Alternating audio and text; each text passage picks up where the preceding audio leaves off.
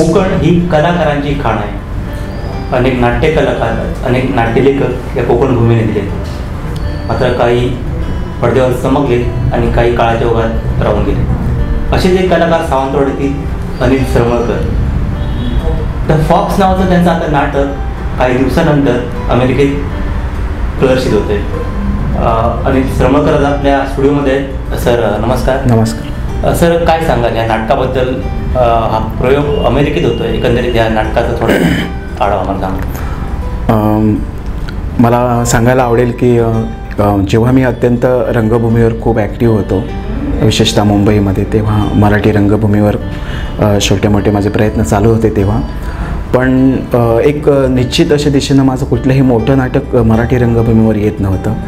आणि तेव्हाच मराठी आणि इंग्रजीमधून मी लिहित होतो कविता आणि नाटक. मग मी जेव्हा मुंबईतून परत गावी आलो काही कारणास्तव, तेव्हा एक माझ्या मनानं घेतलं की मला एक चांगलं नाटक सुचतं आहे, तर ते मी इंग्रजीत लिहिण्याचा प्रयत्न करतो.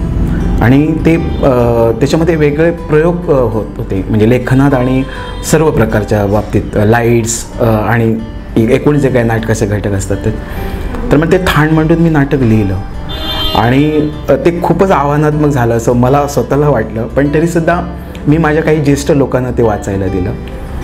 काही ज्येष्ठ रंगकर्मी अभिनेत्यांची मतं घेतली त्याबद्दल. तर ते म्हणाले की चांगलं झालं आहे नाटक. परंतु काही अडचणीमुळे ते नाटक रंगभूमीवर कधीच येऊ शकलं नाही. आता लिहिल्यानंतर 14 वर्ष जवळजवळ झाली.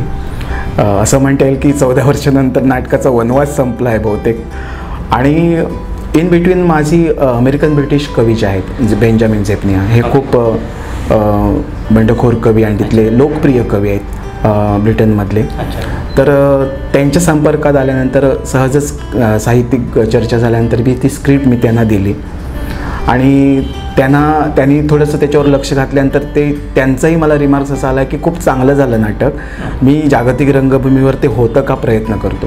ॲक्च्युली मला खूप आनंद झाला आणि आज त्यांचा शब्द खरा ठरतो आहे. आणि त्यांच्या प्रयत्नानं हे ब्रॉडवे न्यूयॉर्कला जागतिक रंगभूमीवर याचा प्रयोग यावर्षी होतो आहे. ओके. तर ह्या क्षेत्राकडे कसे आला? म्हणजे अगोदर लहानपणापासून नाटकाची आवड होती की असा कुठचा प्रसंग घडला की अचानक या क्षेत्राकडे तुम्ही वळाला?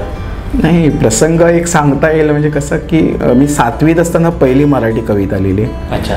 म्हणजे आत्ता तटस्थपणे विचार केला तर मी सांगेन की मला मुळात त्या गोष्टीचा कलच होता, म्हणजे क्रिएटिव्ह गोष्टींचा, सर्जनशील. कवितेनंच माझी सुरुवात झाली आणि मग तिथूनच मला जाणवायला लागलं की मी लिहू शकतो. त्याच्यानंतर तो थ्रेड कायम होता लिहिण्याचा माझ्याकडे. पण मी खूप लिहित नव्हतो, फार जास्त लिहित नव्हतो. परंतु मी जेव्हा सिनियर कॉलेजला आलो, SPK कॉलेज सावंतवाडीला, त्याच्यानंतर खर्डेकरला गेलो, तर या प्रवासात माझं साहित्य हा विषय असल्यामुळे साहित्याकडे मी जास्त ओढला गेलो. आणि मग ते एक प्रकारचं कवितेचं आणि लेखनाचं वेडच लागलं. कॉलेजच्या नंतरचा, म्हणजे कॉलेजपर्यंत ठीक आहे नाटक वगैरे, पण कॉलेजच्या नंतरचा प्रवास कसा होता? म्हणजे जेव्हा कॉलेज म्हणून जेव्हा बाहेर पडतो, जेव्हा पोटापाण्याचा प्रश्न निर्माण होतो आणि नाट्य कलाकारांचा तो ती एक समस्या मोठी भेडसावते, हा कालावधी कसा होता? निश्चितच कोकणातल्या कलाकारांना तरी तुम्ही म्हणताच ते मला पटलं तुमचा मुद्दा, की इथं पूर्ण वेळ कोण कलाकार आणि पूर्ण वेळ लेखक होणं ही आज या गोष्टी घडीला शक्य नाही गोष्ट. पोटापाण्याचा हा विषय येतोच. तर मी कुठे ते छोटे मोठे जॉब करत होतो. म्हणजे लिहिण्याला जवळचा कुठला जॉब असेल तर मी पत्रकारिता करत होतो. तर ते करतच होतो. पण आर्थिकदृष्ट्या खूप ओढाताण होत होती आणि त्यामुळे ते ॲडजस्ट करणं हे सतत करावं लागलं मला.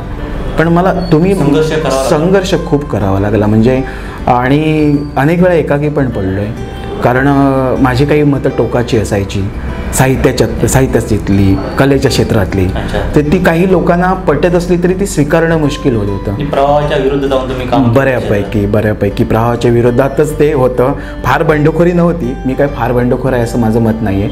पण व्यवस्थित राहूनच जरी काही वेगळे हटके विचार मांडले तर ते पटकन कोण स्वीकारत नाही. आजही तुम्हाला वाटेल तसं ते उशिरा स्वीकारले जाऊ शकतात. पण त्यामुळे येणारी मानसिक एकाकीपणा आहे तो स्वीकारला मी, दीर्घकाळ स्वीकारला. पण माझ्या लिहिण्याच्या मार्गातून, वाचण्याच्या मार्गातून, लोकांना समजून घेण्याच्या मार्गातून माझे लोकल लेखक, कवी, कलाकार, ते जागतिक कलाकार, लेखक यांना सगळ्यांना मी समानच आदर देतो. आणि प्रत्येक कलाकार हा त्याच्या जागी मोठाच असतो. त्या सगळ्यांचा आदर करत मी आलो. विषय हा की मी तो मार्ग सोडला नाही आतापर्यंत. या प्रवासात कुटुंबाची साथ कशी होती आणि मित्रपरिवार जे नाट्य क्षेत्राशी रिलेटेड सगळे आहेत त्यांची साथ कशी लाभली? दिग्गज कलाकारांची वगैरे काही साथ लाभली की काहींनी इग्नोर केलं, अशा काही घटना घडल्या? कुटुंब आणि या क्षेत्रातील दिग्गज दोघांचा ताळमेळ कसा? सुरुवातीला काही दिग्गज लोकांनी खूप इग्नोर केलं मला, पण त्याला अपवाद पण आहेत. पण एक नक्की सांगेन की मुंबईत गेल्यानंतर ज्येष्ठ नाटककार जयंत पवार यांनी नेहमीच मला, आजही मला ते म्हणजे माझ्यासाठी आदरणीय आहेत. एक लेखक म्हणून ते मोठेच आहेत, खूप मोठे आहेत, मराठीतले मोठे लेखक आहेत. पण त्यांनी एक माणूस म्हणून सुद्धा मला खूप समजून घेतलं, असेही अनुभव आहेत. विद्याधर भागवत आमचे ज्येष्ठ, कोकणचे ज्येष्ठ लेखक, कवी, कादंबरीकार, त्यांनी तर माझ्यावर पुत्रवत प्रेम केलं.